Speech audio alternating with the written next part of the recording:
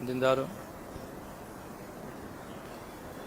سب سے پہلے ہمارے آقا نامدار امام زمان نور مولانا شاہ کریم الحسینی حاضر امام کے مبارک نام پر صلوات پڑھیے۔ اللہم صلی علی محمد و آل محمد۔ دینداروں، قرآن حکیم میں اللہ تبارک و تعالیٰ نے رسول پاک صلی اللہ علیہ وآلہ وسلم کو بہت سارے نام یا القاب سے یاد فرمایا ہے، جن میں سے ایک نام داعی ہے، اللہ کے امر سے، اللہ کے فرمان سے، اللہ کے راستے کی طرف بلانے والا داعی۔ جیسے کہ اللہ تعالیٰ فرماتا ہے کہ یا ایھا النبی انا ارسلناک شاہدا ومبشرا ونذیرا، کہ اے نبی ہم نے آپ کو بھیجا ہے گواہی دینے والا، خوشخبری سنانے والا اور ڈرانے والا بنا کر، وداعیا الی اللہ باذنہ، اور اللہ کے حکم سے اس کے راستے کی طرف بلانے والا داعی، وسراجم منیرا، اور ایک روشن چراغ۔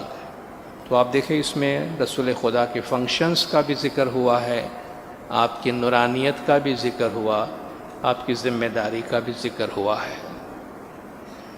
اور جب دعوت کی بات آتی ہے تو دین کو عام طور پر دعوت ہی کہا جاتا ہے، کیونکہ دین کا کام ہی یہ ہوتا ہے کہ وہ انسان کو سیدھے راستے کی طرف بلائے۔ سیدھے راستے کی طرف یا اللہ کے راستے کی طرف بلانے کے کچھ طریقے ہوتے ہیں، کیونکہ لوگوں کا معیار، لوگوں کی سمجھداری کا معیار، عقل کا معیار الگ الگ ہوتا ہے۔ ایک اور کلام میں آیا ہے کہ کلم الناس علی قدر عقولہم، لوگوں سے ان کے عقل کے معیار کے مطابق بات کرو۔ آپ ایک بچے سے جو بات کرتے ہیں، ایک جوان سے بات کرتے ہیں، ایک بزرگ سے بات کرتے ہیں، تو ہم ہمیشہ وہی الفاظ اور وہی زبان استعمال نہیں کرتے ہیں۔ ایک سمجھدار انسان کے ساتھ، پڑھے لکھے انسان کے ساتھ بات چیت کا انداز مختلف ہوتا ہے، ایک کم پڑھے لکھے انسان کے ساتھ مختلف باتیں ہوتی ہے، بچوں کے ساتھ آپ مختلف لیول پہ بات کرتے ہیں۔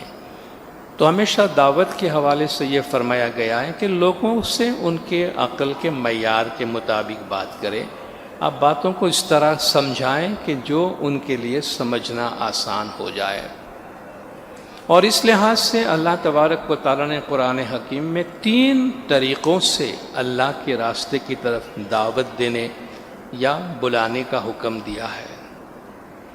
ادعو الی سبیل ربک بالحکمۃ والموعظۃ الحسنۃ وجادلہم باللتی ہی احسن، یہ 3 طریقہ ہے۔ حضور پاک صلی اللہ علیہ وآلہ وسلم کو اللہ تعالیٰ کا یہ ارشاد ہے کہ اپنے پروردگار کے راستے کی طرف حکمت سے بلا، call unto the way of thy Lord with wisdom۔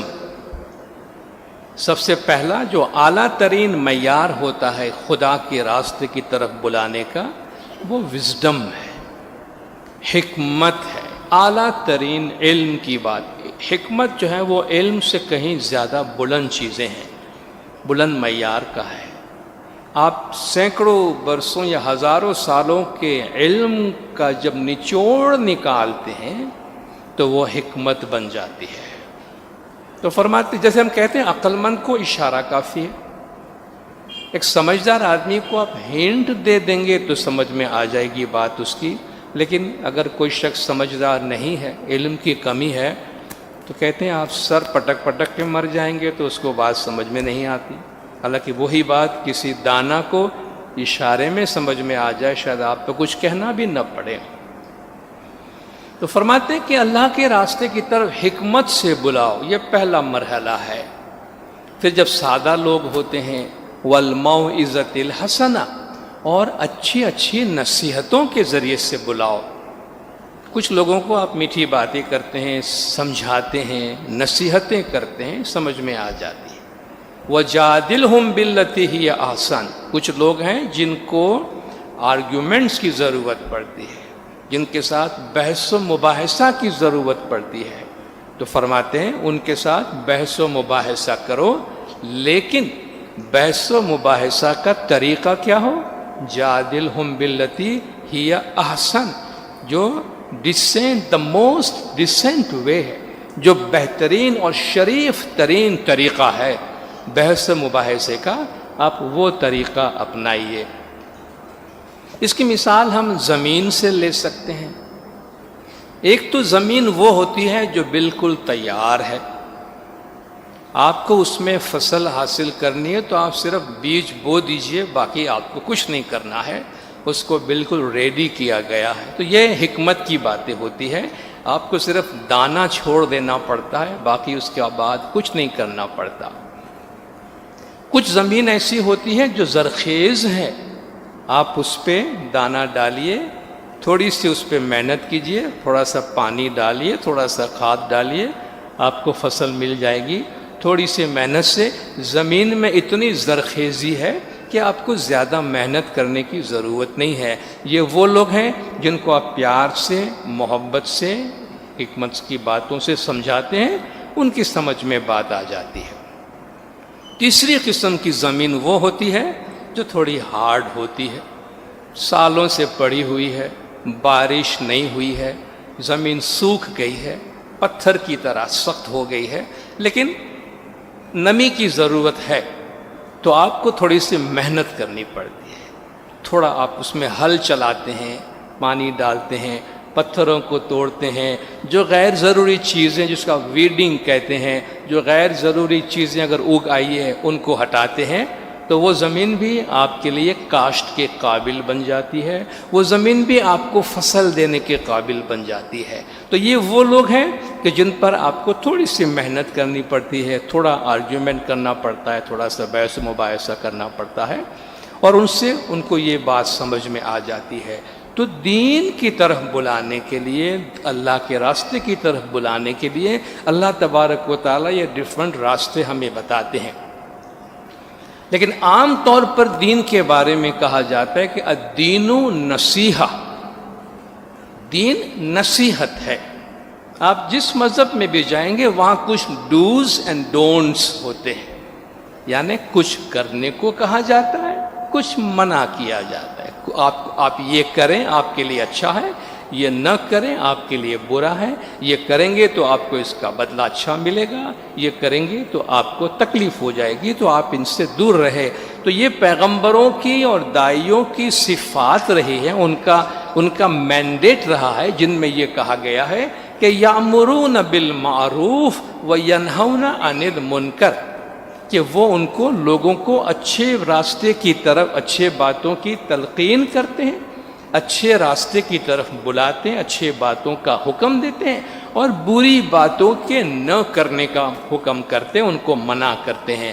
تو یہ امر اور نہیں دین کی بنیاد ہے کہ آپ سے کچھ باتیں کرنے کو کہا جاتا ہے، کچھ باتیں نہیں کرنے کو کہا جاتا ہے. تو یہ دراصل دین کی بنیاد ہے. اور آج ہم اسی بنیاد کے تحت ہمارے مذہب کی ایک بہت ہی بنیادی ٹریڈیشن، جس سے ہم روزانہ دین کی باتیں حاصل کرتے ہیں، اپنے دل کی زمین کو سیراب کرتے ہیں، روزانہ وہ پانی ہم اپنے دل میں دیتے ہیں اور اس سے اپنے دل کی زمین کو آباد کرتے ہیں. وہ ہمارے داعیوں کی تعلیمات ہے، وہ ہمارے پیروں کی تعلیمات ہے. اور ہمارے پیروں کے گنانوں میں سے پیر صدر دین ماں باپ کا ایک گنان آج ہم لیں گے، اس کے بارے میں تھوڑی سی بات کریں گے.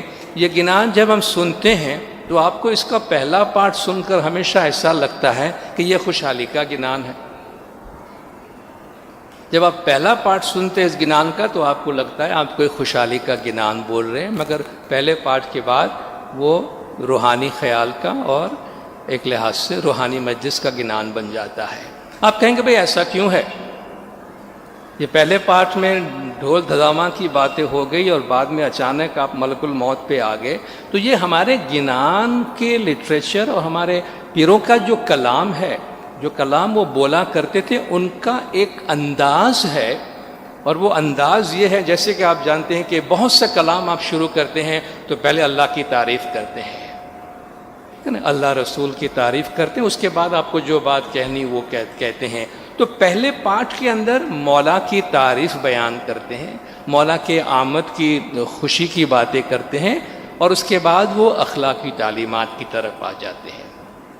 تو یہ گنان جو ہم پڑھتے رہتے ہیں عام طور پر، جس سامی راجو آوے جنگی ڈھول بجاوے 14 چاندرونا ہوڑا، کہ میرے مولا تشریف لا رہے ہیں۔ جیسے میں نے کہا کہ سنتے ہی ایسا لگتا ہے کہ خوشحالی میں بولنے والا گنان ہے، مگر آگے ایسا نہیں ہے کہ سامی راجو آوے جنگی ڈھول بجاوے، میرے مولا تشریف لا رہے ہیں، بڑے بڑے ڈھول بجا رہے ہیں۔ اس میں جو لفظ ہے جنگی ڈھول وجاوے، بڑے بڑے ڈھول بجا رہے ہیں، یہ وجاوے کی جگہ ایک اور لفظ بھی ہم کو ملتا ہے ٹیکسٹ میں کہ جنگی ڈھول وجڑاوے، یعنی بڑے بڑے ڈھول بجائے جا رہے ہیں، اور دونوں اپنی جگہ پہ سننے میں ہم کو صحیح لگتا ہے، مگر جو زیادہ جگہوں پہ ملا ہے وہ ہم نے گنان کی کتاب میں لیا ہے۔ ہمارے گنانوں میں بار بار امام زمان کے آنے کی باتیں کیوں کی گئی ہے؟ امام زمان کے آنے کی خوشخبری، امام زمان کے آنے کی جو خوشحالی اور جو سین ہے، ایک جشن ہے، ڈھول بج رہے ہیں، گھدامہ بج رہے ہیں، بھیروئی بج رہے ہیں، شہنائیاں بج رہی ہیں، یہ بہت زیادہ ذکر اس کا گنانوں میں کیوں ہے؟ اس کی وجہ ایک بہت بڑی یہ ہے کہ ہمارے ہندوستان میں جب ہمارے پیر تعلیم دے رہے تھے، اس وقت بظاہر جسمانی طور پر امام مریدوں کے بیچ میں نہیں رہتے تھے۔ امام تو 1842 میں سب سے پہلے امام حسن علی شاہ مابعد صلوات اللہ علیہ ہندوستان آئے ہیں۔ اس کے پہلے کہ ہمارے سارے امام جو ہمارے گنان ہسٹری کے گنان ہے، امام ہے، وہ سب مولا عراق میں یا ایران میں رہا کرتے تھے۔ اور ہمارے پیر بار بار جماعتوں کو یہ یقین دہانی کرواتے رہے ہیں کہ سامی مارو جمپو دیپ ماہے آوینگو نروان، کہ ایک دن میرا مولا ہندوستان ضرور پدھاریں گے، تم دل چھوٹا نہیں کرو، غمگین نہیں کرو۔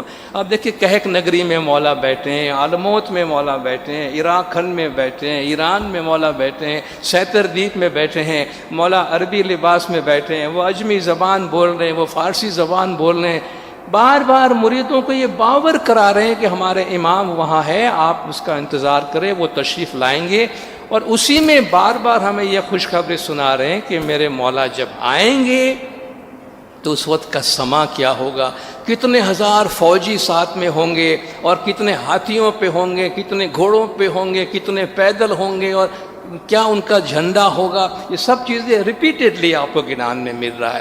وجہ اس کی یہ ہے کہ یہ مریدوں کو یہ خوشخبری دی جا رہی ہے کہ مولا ایک دن آئیں گے، اور جب آئیں گے تو آپ کی دنیا میں یہ ایک روحانی بہار آ جائے گی۔ تو فرماتے سامی راجو آوے، میرے مولا آ رہے ہیں، جنگی ڈھول بجاوے، بڑے بڑے ڈھول بجائے جا رہے ہیں مولا کے آمد کے۔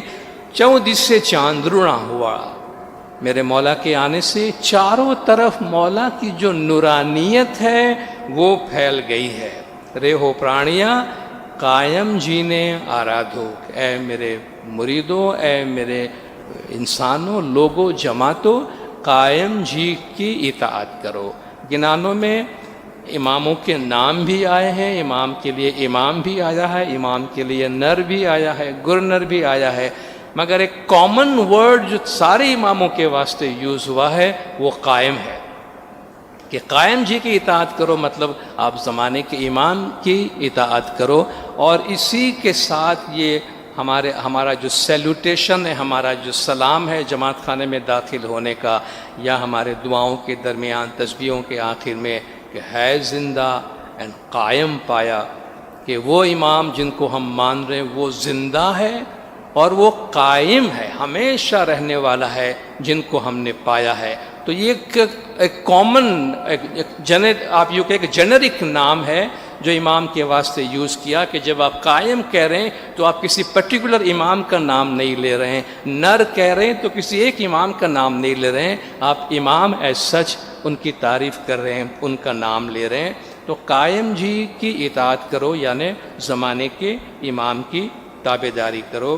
الخ پرخ نے وسارو، پرخ بھی مرد کو کہتے ہیں، جو جس طرح نر کا لفظ استعمال ہوا ہے اس طرح پرخ ہے. یہ پرخ ماڈرن گجراتی میں پروش کہتے ہیں، پروش استری یا پروش ناری. تو پرخ کا مطلب بھی مرد ہوتا ہے، مرد کامل ہے. تو وہ ناقابل بیان مولا کی تم تعریف کرو، ان کو مت بھولو. شاہ پرخ نے رے سنبھارو، جو مولا زمانے کے امام کے مالک ہیں ان کو ہمیشہ یاد کرتے رہو. رے ہو پرانیا قائم جی نے آرادھو، کہ اے لوگوں زمانے کے امام کی اطاعت کرو. اس کے بعد گنان کا جو ٹون ہے، تعلیم ہے، اس کا انداز بالکل بدل جاتا ہے. اے جے نمڑی نے کھمڑی ویرا ہنسی ہنسی ملنا، کام کرودھ دوئے تجو. 3-4 چیزیں بڑی بنیادی جو ہمارے اخلاق کی تعلیم ہے اس کے بارے میں ہمیں بتایا گیا. جس طرح میں نے کہا کہ دین نصیحت ہے. حضرت لقمان علیہ السلام کے بارے میں بھی جس طرح قرآن شریف میں حضرت لقمان پہ پوری سورہ ہے. قرآن کی 31ویں سورہ لقمان ہے، جس میں حضرت لقمان جو ہے وہ اپنے بیٹے کو نصیحت کرتے ہوئے بہت ساری باتیں کرتے ہیں. تو وہاں بھی یہی لفظ استعمال ہوا ہے کہ وَإِذْ قَالَ لُقْمَانُ لِابْنِهِ وَهُوَ يَعِظُّهُ. اور لقمان نے جب اپنے بیٹے سے کہا اور وہ اسے واعظ کر رہا تھا. واعظ کا مطلب بھی نصیحت ہی ہوتا ہے. وہ اسے نصیحت کرتے ہوئے کہہ رہا تھا، اور نصیحت کی بہت ساری اس میں بھی باتیں بتائی گئی ہے. تو یہاں ہمارے پیر ہمیں بتاتے ہیں نمڑی نے کھمڑی ویرا ہنسی ہنسی ملنا. یہ ہمارے اخلاقی زندگیوں کی باتیں بتاتے ہیں کہ آپ عاجزی سے جھک کے چلو، اور کھمڑی یعنی عفو درگزر، لوگوں کو معاف کرتے ہوئے چلو. لوگوں کے ساتھ ہنس کے باتیں کرو، مسکرا کر بات کرو. اور کام کرودھ دوئے تجو، نفسانی خواہشات اور غصہ، ان دونوں کو دور کرو. آپ دیکھیں 2 لائن کے اندر کتنی باتیں ہمیں بتائی گئی. سب سے پہلی بات، حضرت لقمان علیہ السلام بھی اپنے بیٹے کو یہ نصیحت کرتے ہیں. اور آپ کسی زمانے میں ان آیات کو پڑھتے ہیں تو آپ کو لگتا ہے، ایسا لگ رہا ہے یہ آج کی بات ہے، ہمیں آج کے لیے یہ کچھ کہا جاتا ہے. اے میرے بیٹے، لا ولا تسائر خدک للناس، لوگوں سے اپنا منہ پھلا کر مت بیٹھ. یعنی جیسے کہ آپ گھمنڈ میں آ جاتے ہیں، بڑائی میں آ جاتے ہیں نا. مومن من ایم جان جو جی تمہیں کایا نما کرشو ابھیمان رے، بھیتر بہت اندھارا تمہیں چھوڑی دے جو ابھیمان رے. جسم کی بڑائی نہیں کرو. ابھی ہم نے گنان سنا، ٹائم ملے تو یہ گنان پورا پڑھیے گا. بھائیو بھرم میں نہ بھولیے، ویرا نہ بھولیے. پورا ہمارے جسم کی حالت کیا ہے وہ ہمیں تفصیل سے بتائی ہے. بہت لمبا گنان ہے، اس لیے پورا گنان شاید ہی ہم کبھی سن سکتے ہیں. اور اس میں ایسی باتیں ہمارے جسم کے لیے کہی گئی ہے کہ بعض اوقات ہم شاید اسے جماعت خانے میں پڑھنا چند پاٹھوں کو مناسب بھی اب ہمیں نہیں لگتا ہے، کیونکہ اتنی کھل کر اس میں باتیں بتائی گئی ہے. لیکن بنیاد اس کی یہ ہے کہ اپنے جسم پہ فخر نہ کرو، جسم پہ بڑائی نہ کرو. آدمی کا جسم کیا ہے؟ جس پہ شیدا ہے جہاں.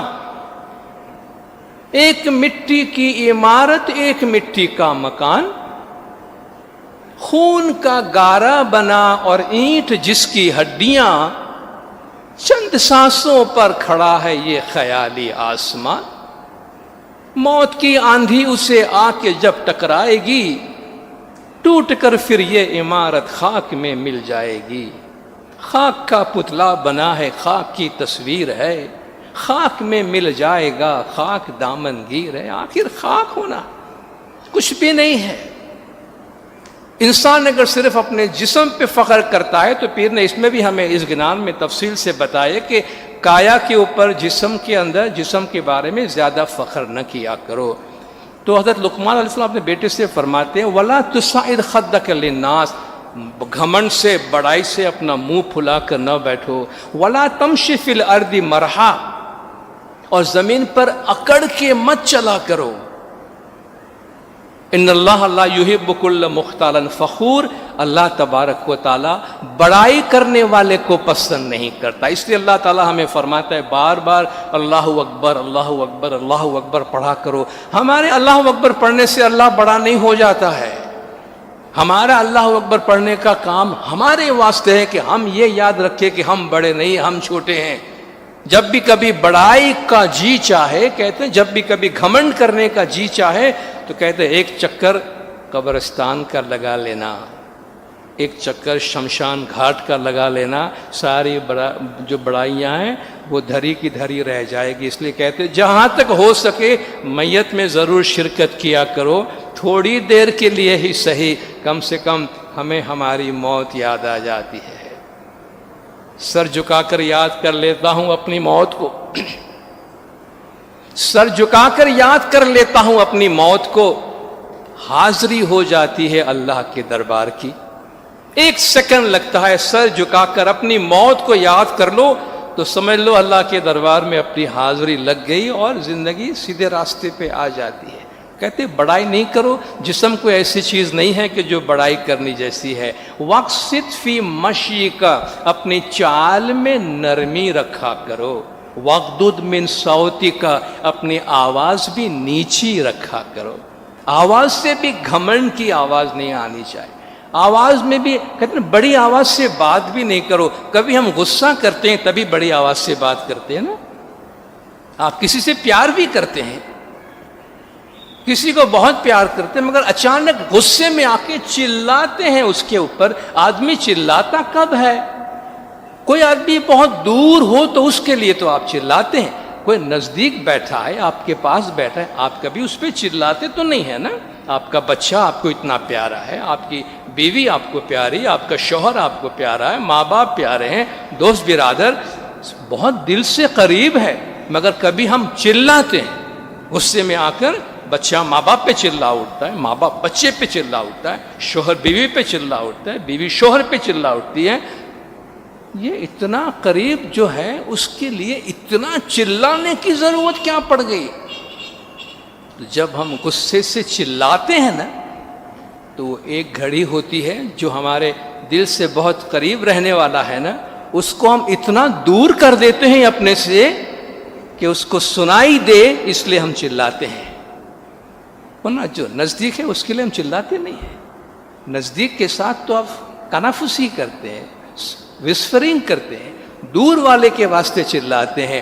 غصے میں، نفرت میں ایک گھڑی کے لیے ہمارے دل میں بسنے والے کو نکال کے اتنا دور پھینک دیتے ہیں کہ ہم چلاتے ہیں اس کے لیے.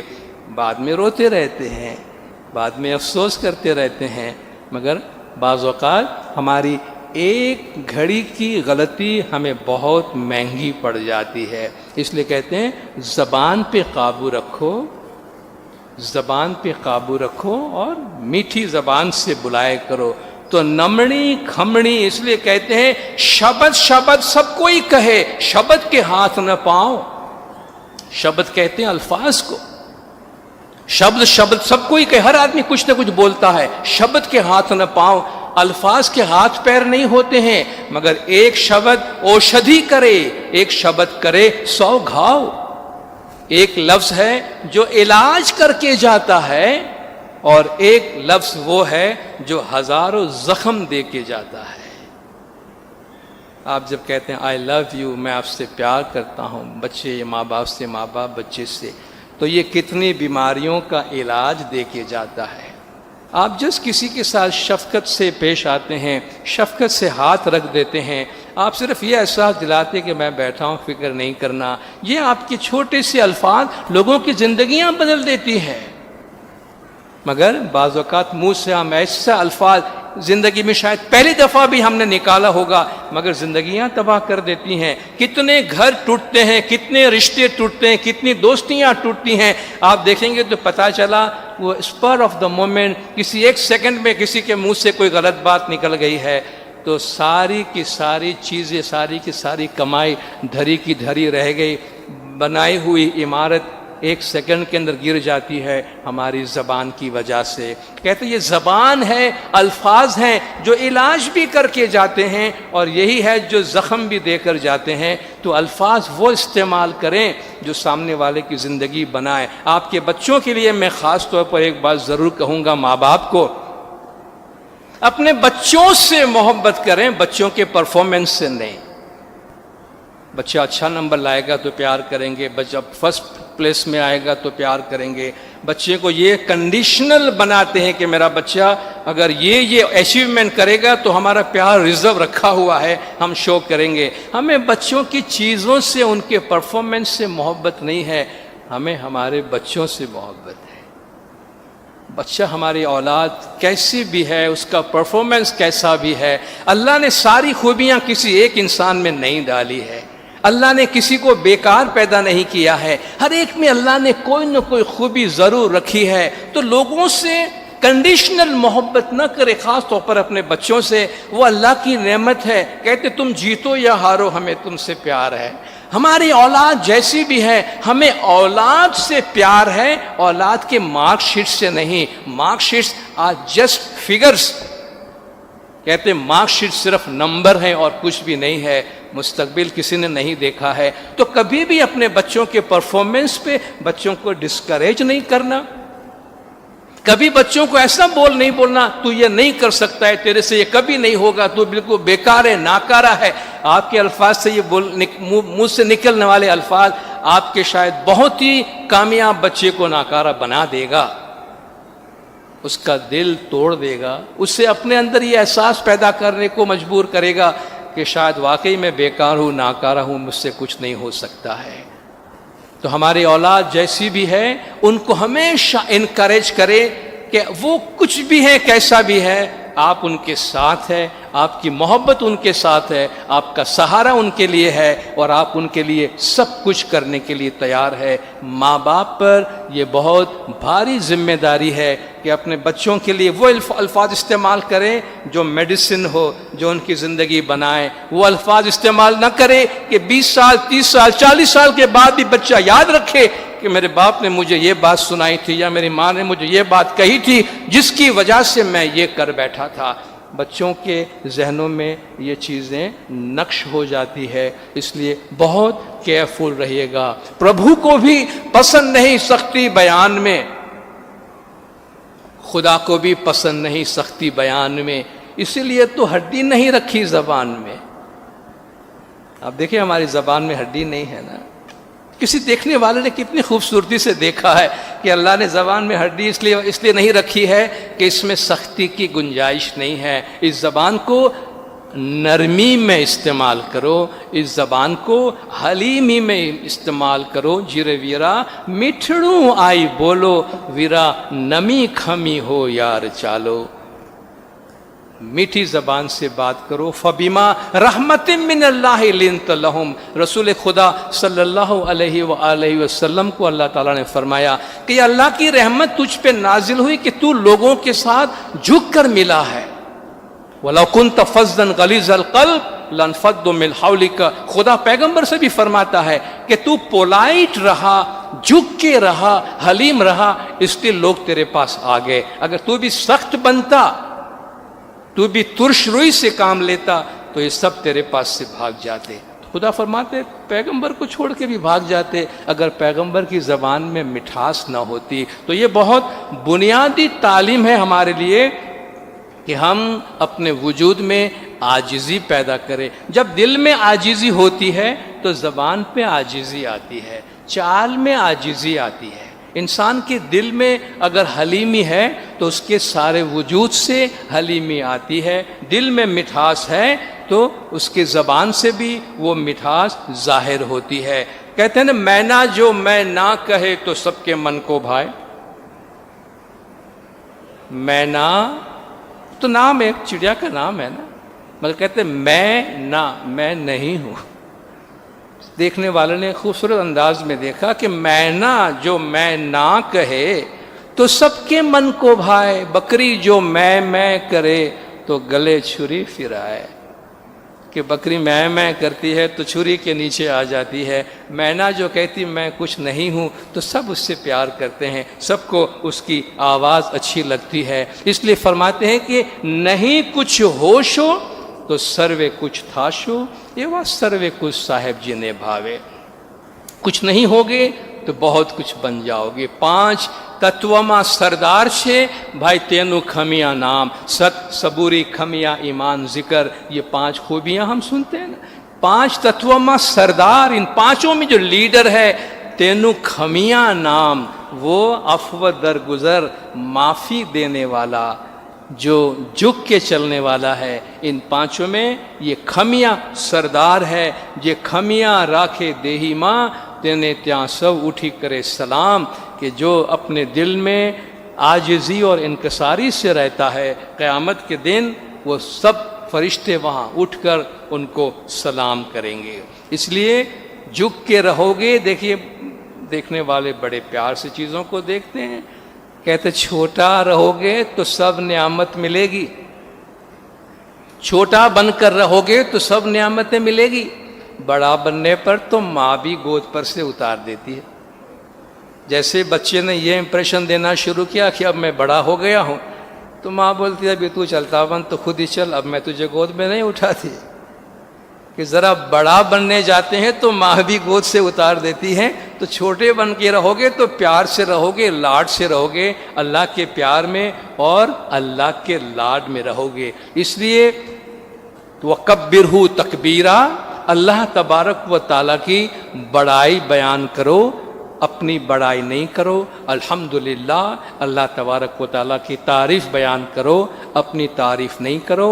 وعباد الرحمن الذین یمشون علی الارض ہونا واذا خاطبهم الجاہلون قالوا سلاما، رحمان کے بندے زمین پر بہت عاجزی سے چلتے ہیں۔ قرآن نے اس بات پہ بڑا زور دیا ہے کہ اور ساری چیزیں تو اپنی جگہ پہ، مگر چال میں بھی گھمنڈ نہیں ہونا چاہیے۔ زمین پر اترا کے چلنے، چال میں بھی آپ یہ دکھانے کی کوشش کرتے ہیں کہ آپ کچھ شو کر رہے ہیں، کچھ شو آف کرنا چاہتے ہیں، اللہ فرماتا ہے یہ بات بھی اللہ کو بھاتی نہیں ہے۔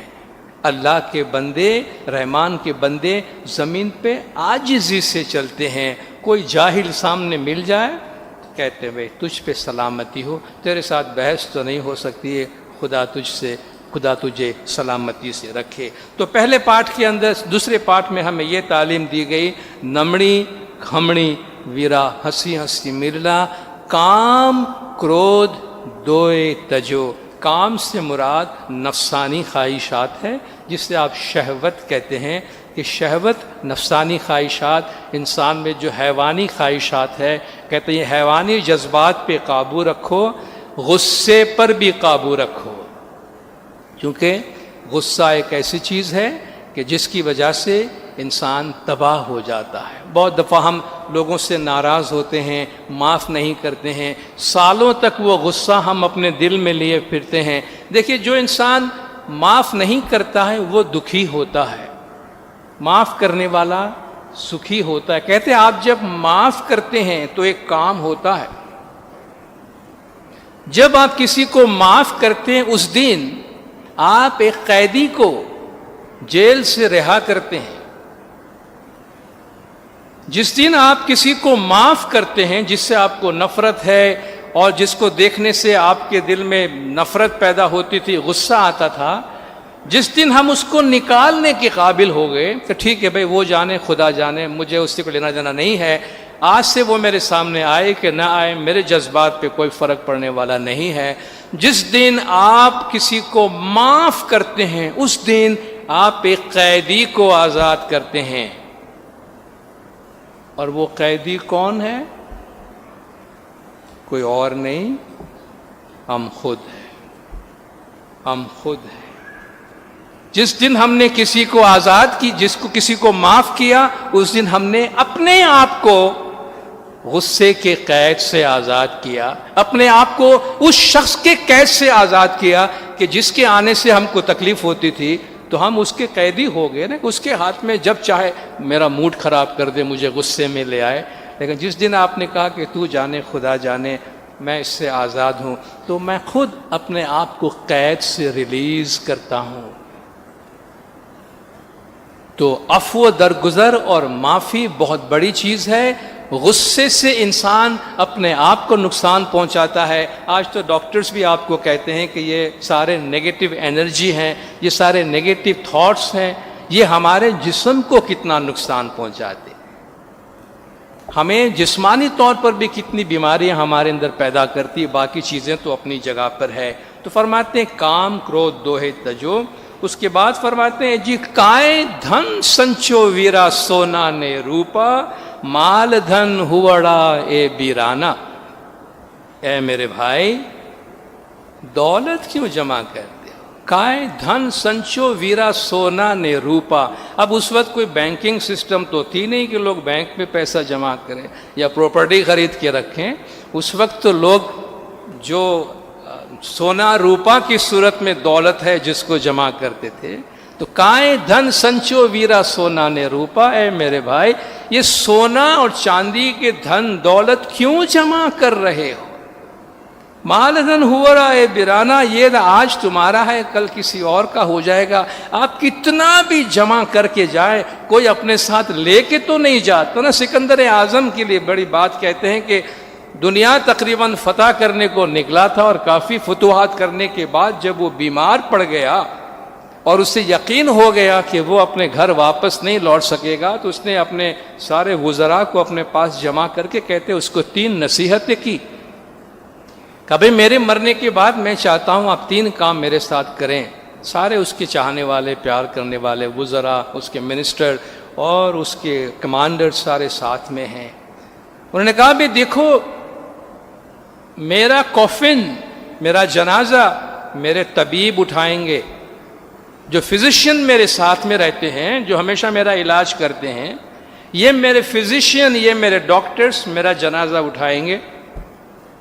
جتنی دولت سونا چاندی میں نے جمع کی ہے، یہ سب میرے قبرستان تک جانے کے راستے میں آپ اس کو بکھیر دینا تاکہ لوگ دیکھ سکے کہ یہ سونے چاندی ہیرے جواہرات راستے میں بکھیرے ہوئے ہیں۔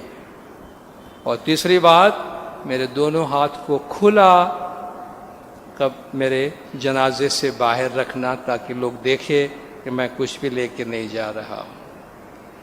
ان کے منسٹر آنکھوں میں آنسو کے ساتھ پوچھ رہے ہیں کہ آپ ایسی باتیں کیوں کر رہے ہیں؟ آ کر ہم کریں گے جو آپ نے فرمایا، لیکن اس میں کیا حکمت ہے؟ آپ کیا پیغام دینا چاہتے ہیں؟ انہوں نے کہا دیکھو یہ میرے طبیب ہے جنہوں نے آج تک مجھے زندہ رکھا ہے، یہ میرے ہر بیماری کا علاج کرتے ہیں۔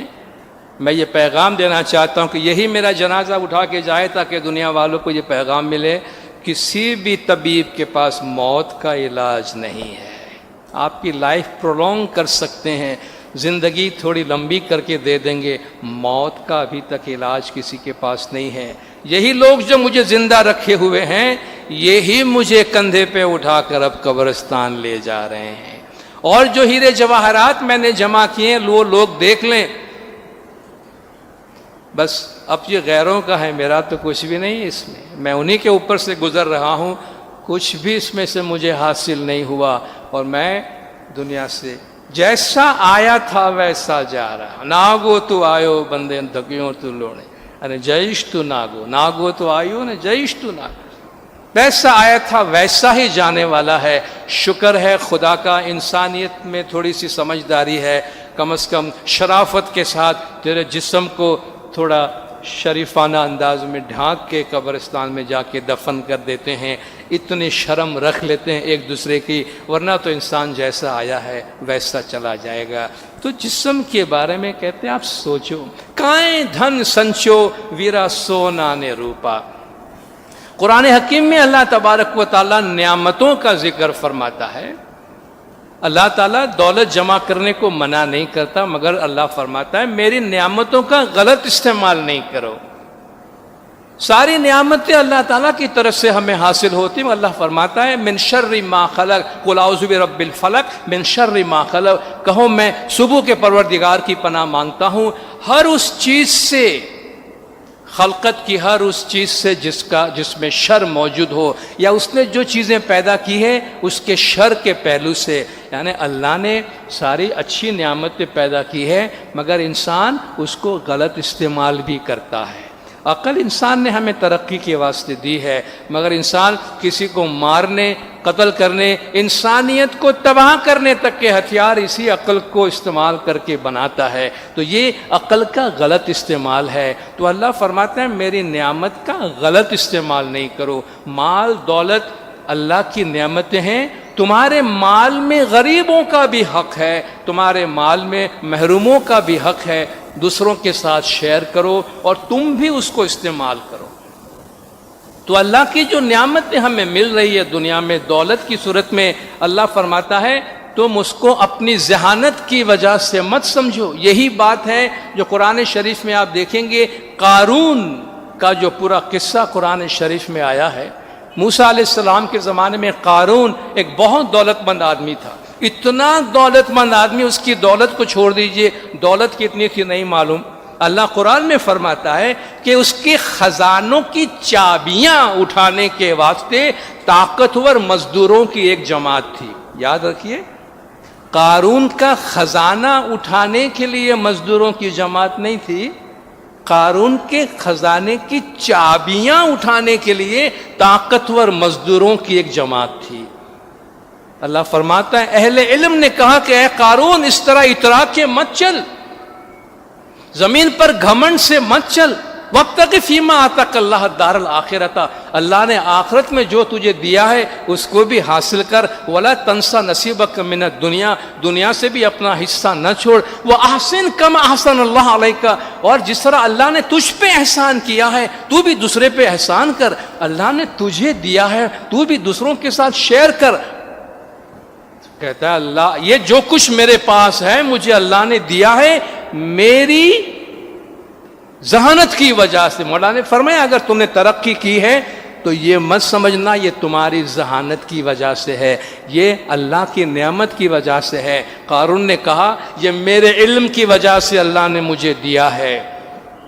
اللہ تعالیٰ فرماتا ہے ایک دفعہ وہ اپنے خزانوں کے ساتھ ٹھاٹھ باٹ کے ساتھ نکلا ہے دنیا کو اپنا خزانہ دکھانے کے لیے، اللہ نے حکم فرمایا زمین پھٹ گئی، وہ قارون اپنے تمام خزانوں کے ساتھ زمین پہ دھنس گیا، نام و نشان ختم ہو گیا۔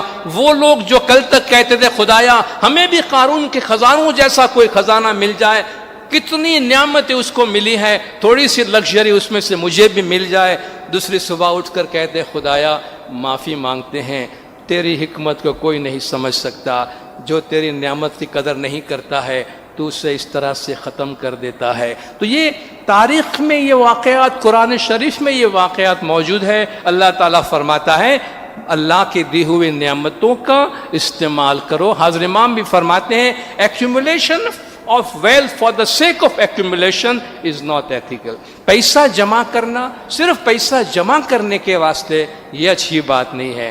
آپ اپنے لیے، اپنی اولاد کے لیے، اپنے معاشرے کے لیے آپ خرچ کرتے ہیں، اپنی زندگی کو بہتر بناتے ہیں، اچھی بات ہے، مگر use what you need and share what is in Axis.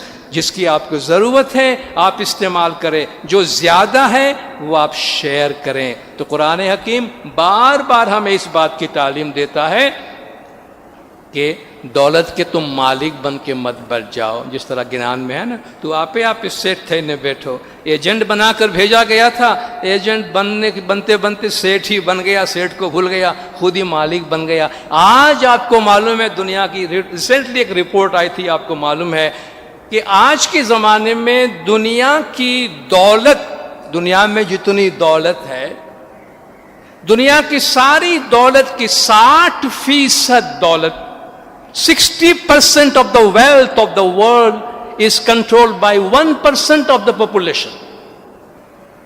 دنیا کی دولت کا 60% دولت 1% لوگوں کے ہاتھ میں ہے، باقی 40% کے لیے، باقی 99% کے لیے 40% رہ جاتا ہے۔ یعنی 100 آدمی اور 100 روپے اگر ہو تو ایک آدمی 60 روپے لے جاتا ہے اور باقی 99 آدمی کے واسطے 40 روپے چھوڑ کے جاتا ہے کہ تم آپس میں بانٹ لینا۔ جس سوسائٹی میں یہ حالت ہو تو وہاں فساد کیوں نہیں ہوگا، وہاں جھگڑے کیوں نہیں ہوں گے، وہاں مارا ماری کیوں نہیں ہوگی، وہاں جنگیں کیوں نہیں ہوگی؟ اللہ فرماتا ہے دولت کو ایک ہاتھ میں جمع کرنا یہ صحت مند نہیں ہے۔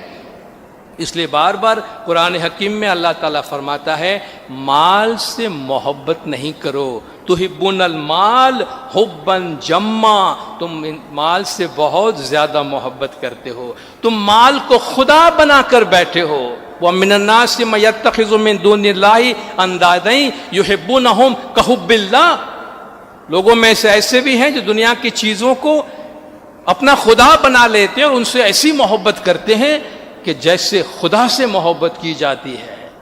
وَالَّذِينَ آمَنُوا أَشَدُّ حُبًّا لِلَّهِ، ایمان والے اللہ سے بہت زیادہ محبت کرتے ہیں۔ تو اللہ فرماتا ہے مال کی محبت نہیں، مال جمع کرو لیکن تمہارے مال میں دوسروں کا بھی حق ہے، دوسروں کے ساتھ شیئر کرو۔ وَيْلٌ لِكُلِّ ہُمَزَةٍ لُمَزَةٍ الَّذِي جَمَعَ مَالًا وَعَدَّدَ، بڑی اسٹرانگ سورہ ہے یہ قرآن کی۔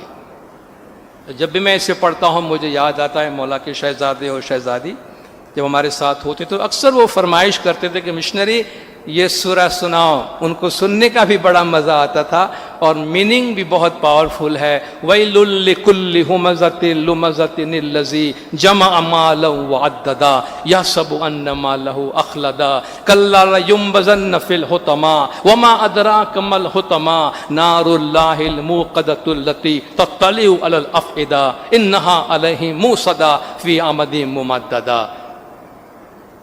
ایسے تانا دینے والے اور غیبت کرنے والے کے لیے خرابی ہے جو مال جمع کرتا ہے اور گنتا رہتا ہے۔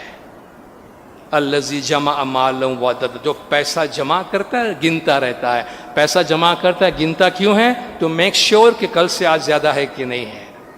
اب روز روز گنتے اس کا مطلب کل سے آج بڑھا کہ نہیں، کل سے آج بڑھا کہ نہیں، تو بڑھنے کی فکر میں رہتا ہے۔ یا سبو ان مال اخلدا، وہ یہ سمجھ رہا ہے میرا مال مجھے ہمیشہ کے واسطے زندہ کر دیا ہے۔ The wealth made me eternal, یہ مال مجھے ہمیشہ کے واسطے زندہ کر دیا ہے۔ کلا دین کم دا ڈینائل آف دا ورڈ، خدا کی طرف سے اس کی نفی آ رہی ہے، ہرگز نہیں۔ لیمبذن فی الحطمہ، ایسے آدمی کو تو حطمہ میں ڈالا جائے گا۔ اور پھر خود خدا سوال پوچھتا ہے وما ادراک ما الحطمہ، تجھے کیا معلوم حطمہ کیا ہے؟ میں تجھے بتاتا ہوں حطمہ کیا ہے۔ نار اللہ الموقدۃ التی تطلع علی الافئدہ، یہ ایک جہنم ہے، اللہ کی جلائی ہوئی وہ آگ ہے جو دل سے اٹھتی ہے۔ یعنی یہ اس مال کی آگ کی گرمی جو ہے، تپش جو ہے، جلن ہے، تیرے سینے سے اس کے سینے سے اٹھے گی۔ یعنی یہ مال بجائے سکون دینے کے، وہ مال جو شیئر نہیں کرتا، لوگوں میں بانٹتا نہیں ہے، لوگوں کو اس کا حق نہیں دیتا ہے، اللہ فرماتا ہے یہ مال اس کو ہمیشہ زندہ کرنا تو کیا جہنم بن جائے گا یہ مال، اور اس کی جلن اس کے دل میں اس کو محسوس ہوگی، صرف اس کے جسم میں نہیں۔ اور انہا علیہ موصدۃ فی عمد ممددہ، اور بڑے بڑے ستون کے ساتھ آگ کے اندر اسے وہاں باندھ دیا جائے گا۔ یعنی یہ آگ، یہ دولت بجائے رحمت بننے کے زحمت بن جاتی ہے ان لوگوں کے واسطے جو دولت کو شیئر نہیں کرتے ہیں۔ اس لیے قرآن شریف میں اللہ تبارک و تعالیٰ نے بار بار ہمیں اس بات کی تلقین کی ہے۔ میں ایک اور اسٹرانگ آیت آپ کے ساتھ شیئر کرنا چاہتا ہوں، کیونکہ آج سونا روپا جمع کرنے کی باتیں بہت ہوئی ہے، تو قائدن سنچو ویرا سونا نے روپا، اللہ نے قرآن میں بھی اس کا ذکر فرمایا ہے۔ صرف اس کا جو میسج ہے اس کو یاد رکھنے کی ضرورت ہے کہ اللہ سے کی مراد یہ ہے کہ مال سے محبت کر کے صرف جمع نہیں کرو۔ اللہ نے بڑی خوبصورتی سے اس کو کوالیفائی کیا ہے کہ والذین یکنزون الذھب والفضة، وہ لوگ جو سونا اور چاندی جمع کرتے ہیں۔ سونا چاندی جمع کرنا اٹسیلف اپنی جگہ کوئی بری بات نہیں ہے۔ وہ لوگ جو سونا اور چاندی جمع کرتے ہیں ولا ينفقونها فی سبیل اللہ، اور ان کو اللہ کے راستے میں خرچ نہیں کرتے ہیں، یعنی صرف جمع کرتے ہیں۔ جو خرچ کرتے ہیں ان کے واسطے یہ لاگو نہیں پڑتا ہے۔ جو جمع کرتے ہیں اللہ کے راستے میں خرچ نہیں کرتے فبشرہم بعذاب علیم، تو ان کو دردناک عذاب کی خوشخبری سنا دو، دردناک عذاب کی خوشخبری سنا دو، یوم یحمى علیہا فی نار جہنم، جس دن یہ سونا اور چاندی جہنم کے آگ میں گرم کیا جائے گا، فَتُقْوَى بِهَا جِبَاهُهُمْ وَجُنُوبُهُمْ وَظُهُورُهُمْ، اور اس کے ذریعے سے ان آگ میں تپائے ہوئے لال لال سونے اور چاندی کے ذریعے سے ان کی پیشانی داغی جائیں گی، ان کے پہلوؤں کو داغا جائے گا، ان کے پیٹھ کو داغا جائے گا۔ هَذَا الَّذِي مَا كَنَزْتُمْ لِأَنفُسِكُمْ، اور ان سے کہا جائے گا یہی ہے نا جو تم اپنے واسطے جمع کرتے تھے، یہی ہے نا سونا چاندی جو تم سمجھتے تھے کہ تمہیں ایٹرنل کر دے گا، یہی ہے نا جو تم جمع کرتے تھے، فذوقوا ما کنتم تکنزون، کھاؤ جو کچھ تم جمع کرتے تھے، یہ آگ میں گرم کی ہوئی تمہارا سونا اور چاندی کھاؤ، اسی کو کھاؤ ابھی تم۔ مقصد کیا ہے؟ مال اللہ دے اس کا شکر کریں، اور شکر کا بہترین طریقہ شکر عملی ہے کہ ہمیں اپنا حق بھی رکھنا ہے، اور اس مال میں یہ کبھی نہ بھولیں خدا کے راستے میں خرچ کریں، ضرورت مندوں کا اللہ فرماتا ہے اس میں حق ہے۔ جنرosity کے ساتھ مولا نے فرمایا، فیاضی کے ساتھ سوسائٹی کے اندر اپنا کردار ادا کرے تو پھر وہ دولت ہمارے واسطے نعمت بن جاتی ہے، رحمت بن جاتی ہے۔ تو دولت سے صرف محبت کرنے کو منع کیا گیا ہے، باقی دولت دنیا کی ایک رحمت ہے، اور اس رحمت کے لیے ہمیں اللہ تبارک و تعالیٰ کا شکرانہ ادا کرنا چاہیے۔ تو یہاں ہمیں فرمایا گیا کائیں دھن سنچو ویرا سونا نے روپا، مال دھن ہوڑا اے بیرانا،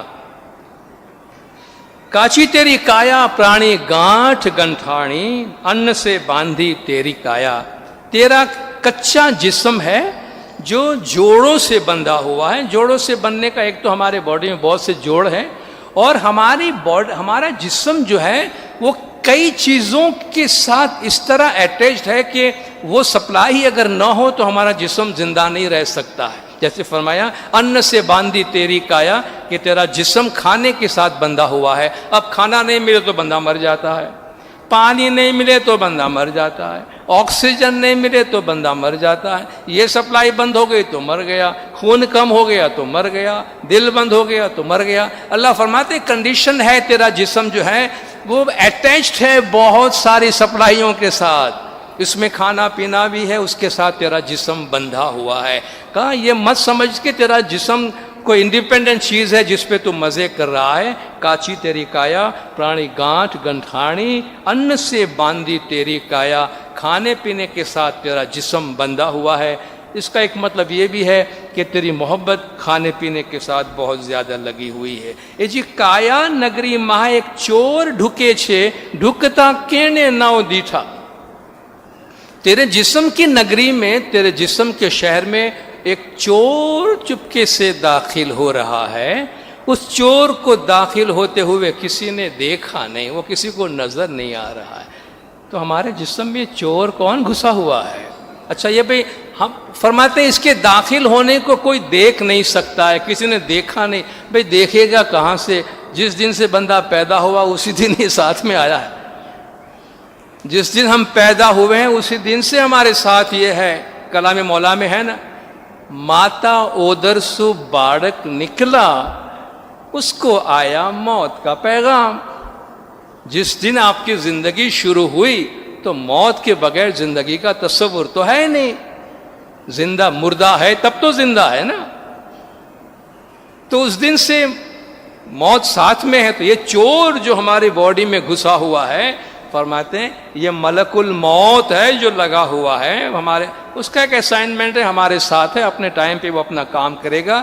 تو تمہارے کایا نگری میں تمہارے جسم میں ایک چور داخل ہو گیا ہے، اس کو داخل ہوتے ہوئے کوئی دیکھ نہیں سکتا۔ اب وہ ہمارے باڈی کی تباہی کس طرح کرتا ہے؟ جی پہلا لیدھا کوٹ ویرا نو دروازہ، پچھی لیدھو کایا کے روہنس، یہ کوٹ ہمارے اس باڈی کو کوٹ کہتے ہیں، قلعہ ہے، یہ نگری ہے، شہر ہے، جو بھی آپ کہیں، پہلا لیدہ کوٹ. ہمیشہ آپ دیکھیں عام طور پر جو طبعی موت ہوتی ہے انسان کی، نیچرل ڈیتھ ہوتی ہے، تو ایک لیول پہ انسان کی باڈی گریجولی ڈس انٹیگریٹ ہوتی ہے، ناکارہ بننے لگتی ہے، اور ایک ایسے اسٹیج پہ پہنچ جاتی ہے کہ جہاں سول، روح رہنے کے قابل نہیں ہوتی اور وہ جسم سے نکل جاتی ہے. بالکل ایسا کہ اگر آپ کسی مکان میں رہتے ہیں اور اچانک آپ کے مکان کی چیزیں غائب ہونے لگے، ایک دن پتہ چلا چھت اڑ گئی ہے، ایک دن پتہ چلا باقی دیواریں بھی چلی گئی ہیں، دروازے بھی چلے گئے ہیں، پانی کی سپلائی بھی بند ہو گیا، گیس کی سپلائی بھی بند ہو گیا، بجلی بھی بند ہو گئی، آس پاس رہنے والے لوگ بھی چلے گئے، تو آپ کہیں گے بھائی اب اس گھر سے جی کو لگانا کیا، چلو ہم بھی چلتے ہیں. تو جب گھر رہنے کے قابل نہیں رہتا تو آپ چھوڑ دیتے ہیں نا. تو فرماتے ہیں وہ اسی طرح ملک الموت جسم کو پہلے آپ کے باڈی پہ اٹیک کرتا ہے. کس طرح اٹیک کرتا ہے؟ پہلا لیدہ کوٹ، وہ سیز کرتا ہے آپ کی باڈی کو، کنٹرول کرتا ہے آپ کی باڈی کو. ویرا 9 دروازہ، تمہارے 9 دروازوں کو بند کرتا ہے. 2 ہماری آنکھ، 2 کان، 2 ناک، 1 منہ، اس طرح 9 بار نگری جسے کہتے ہیں نا، 9 دروازے والے نگری یا 9 دوار والے نگری. اس گنان میں بھی ہے بھائیو بھرم میں 9 دوار نت چوئے مائے نرک بھرائے، 9 دروازے متواتر لیک ہو رہے ہیں. تو یہ 9 دروازے ہیں. کہتے پہلے آپ کے ان 9 دروازوں کو لے لیتا ہے. اب دیکھیں بینائی چلی جاتی ہے، سماعت چلی جاتی ہے، سانسیں اکھڑنے لگتی ہے، زبان بند ہو جاتی ہے. کہتے ہیں آپ کے جو مین آرٹریز ہے، مین روڈز ہیں آپ کے، ان کو بلاک کر دیا جاتا ہے. تو لٹرلی آہستہ آہستہ آپ کا باڈی کام کرنے کے قابل نہیں رہتا. تو سول ظاہر ہے جب باڈی میں رہنے کے، اس مکان میں رہنے جیسا رہا ہی نہیں ہے تو اب اس مکان میں کیا رہنا. تو پہلا لیدہ کوٹ ویرا 9 دروازہ، پچھی لیدو کایا کیرو ہنس.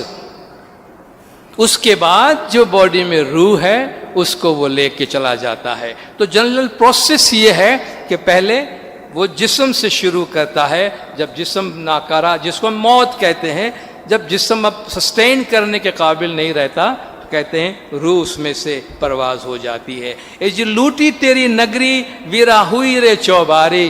تیرا یہ جسم کا نگر، جسم کی نگری لٹ گئی اور تہس نہس ہو گئی. کھیتر کھڑسلا ہوا، کل تک جو ہرا بھرا کھیت تھا ابھی وہ اجڑی ہوئی زمین بن گئی ہے. وہاں ابھی کچھ بھی نہیں بچا ہے، کچھ بھی تیرے پاس نہیں ہے. اے جی ماٹی رے مٹڑی ماہیں ریڑی بھیڑی جائشے کلر خواہش تیری دیہا. جب آتما نکل گئی ہے، جسم بیکار رہ گیا، اجڑ گیا ہے جسم، تو اس کو اٹھا کے جا کے قبر میں ڈال دیتے ہیں، شمشان لے جا کے جلا دیتے ہیں. کیا بھی سنا آپ نے گنان میں کہ پڑی رہے تو کیڑا پڑے، باڑی راکھ جتھائے، نرک کری نے نہ کی تو سو جانور کھائے. اب جانور کھا جاتے ہیں یا زمین میں دفن کر دیتے ہیں یا آپ ان کو آگ میں جلا دیتے ہیں. تو ماٹی مٹڑی ماہیں ریڑھی بیڑی جائے، یہ آپ کا جسم آج جس پہ ہم اتنا ناز کرتے ہیں، کتنا خیال کرتے ہیں. کچھ تو ضروری جسم کی سنبھال کے واسطے، مگر اس سے کہیں زیادہ جسم کے ڈیکوریشن کے واسطے. جسم کے ڈیکوریشن میں اربوں ڈالر کا خرچ ہو رہا ہے روزانہ دنیا کے اندر. بس ٹھیک ہے کر رہے ہیں، لوگ سمجھ رہے ہیں، مگر کہا یہ سب مٹی میں مل کر ایک دفعہ مٹی بن جائیں گی. کلر خواہش تیری دیہا. یہ جو شور زمینیں ہیں یہ تیرے جسم کو کھا کر ختم کر دے گی اور مٹی میں مل کر مٹی ہو جائے گا. اے جی ہارڈ کرے اوپر ویرا بھائی پون جریشے. تیری ہڈیاں نکل آئیں گی باہر اور ہڈی پر ٹھنڈی ہوا چلے گی، برفیلی ہوا چلے گی. یعنی کہتے مرنے کے بعد بھی کتنی اذیت تجھے برداشت کرنی ہے کہ کایا رے اوپر، ہاتھ کا رے اوپر ویرا بھائی پون جریشے. تیری ہڈیوں پر ہوا چلے گی، جا جا ورسے گا میں. ٹھنڈی ہوا بھی وہاں لگنے والی ہے. بارش میں بھی تو بغیر کسی سپورٹ کے اور بغیر کسی چھتر کے، بغیر کسی سہارے پڑا رہے گا اور بارش میں بھی تو بھیگتا رہے گا. یہ گنان مہارس پیر بھڑاوے صدر دن، ایک گنان امیرس میٹھا. پیر صدر دن فرماتے ہیں کہ یہ ایک بہت حکمت سے بھرپور گنان تم کو ہم نے سنایا ہے، اس کو سنو اور اس پر غور کرو. جو مین میسج آج کے واعظ میں ہم نے لیا وہ ایک ہیوملٹی ہے، اور دوسرا جو دنیا کی محبت ہے، مال کی محبت ہے، ایک حد تک ہر چیز ٹھیک ہے۔ ایک سیٹھ جو ہے وہ اپنے منشی، اپنے اکاؤنٹنٹ سے ایک دفعہ کہتا ہے کہ بھائی ذرا حساب کر کے تو بتاؤ ہمارے پاس دولت کتنی ہے۔ اب وہ زمانہ تو ہے نہیں کہ آپ نے کلک کیا اور آپ کے اسکرین پہ آ گیا آپ کے پاس کتنا ویلتھ ہے، کیش کتنا ہے، اور آپ کے بینک میں کتنا ہے، اور آپ کی پراپرٹی کتنی ہے۔ وہ منشی ہے، اس کو تو ساری سونا روپا جو جمع کیا اس کی گنتی کرنی ہے۔ تو منشی نے کافی ٹائم لگایا، اس کو ریمائنڈ کرایا، منشی جی کیا ہوا بھائی، پتہ چلا کتنی دولت ہے میرے پاس۔ سیکنڈ ٹائم ریمائنڈ کرایا، منشی جی پتہ چلا دولت کتنی ہے میرے پاس۔ اس نے کہا جی میں نے حساب پورا کر لیا ہے، میں نے حساب لگا دیا، سیٹھ جی آپ کے پاس اتنی دولت ہے کہ اگر آپ کی 12 پشتیں، اگر آپ کی 12 جنریشنز بیٹھی بیٹھی کھائے تب تک آپ کی یہ دولت وہ کھا سکتی ہے، تب تک استعمال کر سکتی ہے، اتنی دولت آپ کے پاس ہے۔ تو کیا کہا؟ میری 12 پشتیں بیٹھ کے کھا سکتی ہے، اتنی دولت میرے پاس ہے۔ کہا جی سرکار آپ کے پاس اتنی دولت ہے۔ کہا بے میری 13ویں اور 14ویں جنریشن کا کیا ہوگا؟ میری 13ویں اور 14ویں پشتوں کا کیا ہوگا؟ اگر دولت کے معاملے میں ہمارا حال یہ ہے تو پھر خدا ہی حافظ ہے۔ اپنے لیے مولا فرماتے، اپنے لیے، اپنے بچوں کے لیے، ان کے بچوں کے لیے سوچیں، مگر یاد رکھیں بچے بھی اپنا کچھ کریں گے ضرور، ان کے بچے بھی اپنا کچھ کریں گے ضرور۔ 14 پیڑھی تک سوچنے کی ضرورت نہیں ہے، اپنے ہاتھے سو ساتھے کچھ نیکیاں ہمیں اپنے ساتھ لے کر جانی ہے، خدا پہ توکل بھی کرنا ہے۔ تو بیلنسڈ لائف مولا ہمیں بتاتے ہیں کہ ہم دنیا سے بھی اپنا حصہ نہ چھوڑیں، لیکن آخرت کو بھی اپنی نظروں سے دور نہ کرے، کیونکہ وہ ہماری اصل منزل ہے اور وہ ہماری زندگی کی بنیاد ہے۔ نور مولانا شاہ کریم الحسینی حاضر امام ہم سب کو صراط مستقیم پر قائم رکھے، مولا گج جماعت کے تمام گناہ معاف کرے، سب کی نیک امیدیں پوری کرے، آخری دم تک ایمان سلامت رکھے، سکھی سلامت اور آباد رکھے، دیدان نصیب کرے۔ صلوات پڑھے دندار، اللہم صلی علی محمد و آلہ